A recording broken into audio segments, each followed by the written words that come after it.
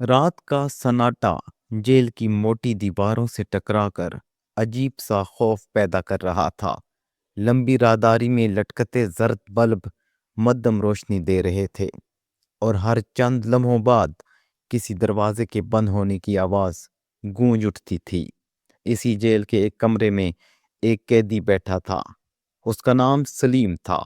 سلیم کے چہرے پر عجیب سا خوف تھا۔ وہ بار بار دروازے کی طرف دیکھتا اور پھر سر جھکا لیتا۔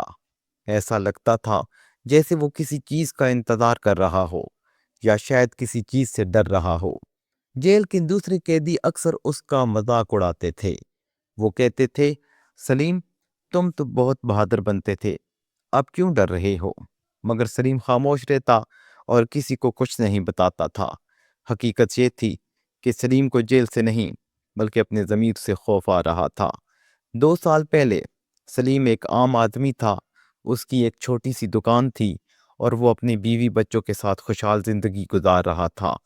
مگر ایک دن لالچ نے اس کی زندگی بدل دی۔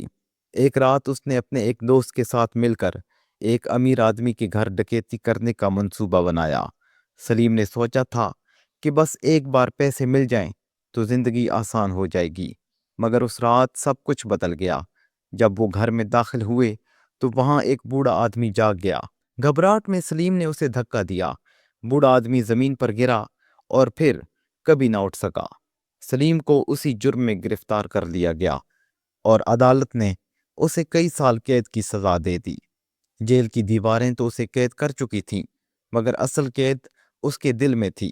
ہر رات اسے وہی منظر یاد آتا تھا، بوڑھے آدمی کا گرنا، اس کی خاموشی، اور پھر اندھیرا۔ اسی سوچ میں گم سلیم اچانک چونک گیا۔ جیل کی راداری میں قدموں کی آواز گونج رہی تھی۔ پہرے دار آہستہ آہستہ اس کی کوٹڑی کے قریب آ رہا تھا۔ دروازہ کھلا، پہرے دار نے سلیم کی طرف دیکھا اور بولا، سلیم، تم سے ملاقات کے لیے کوئی آیا ہے۔ سلیم حیران رہ گیا۔ اس سے ملنے کون آ سکتا تھا؟ اس کے اپنے تو برسوں پہلے اس سے منہ موڑ چکے تھے۔ جب وہ ملاقات کے کمرے میں پہنچا تو اس نے دیکھا کہ ایک نوجوان لڑکا کرسی پر بیٹھا ہے۔ اس کی آنکھوں میں عجیب سا سکون تھا۔ لڑکے نے آہستہ سے کہا، میں اس بوڑھے آدمی کا بیٹا ہوں۔ سلیم کے جسم میں جیسے بجلی دوڑ گئی۔ اس کے ہاتھ کانپنے لگے۔ لڑکا چند لمحے خاموش رہا، پھر بولا، میں تم سے بدلہ لینے نہیں آیا، میں صرف یہ کہنا چاہتا ہوں کہ میرے والد ہمیشہ کہتے تھے کہ انسان سے غلطی ہو جائے تو معاف کر دینا چاہیے۔ سلیم کی آنکھوں سے آنسو بہنے لگے۔ لڑکے نے کہا، میں نے تمہیں معاف کر دیا ہے۔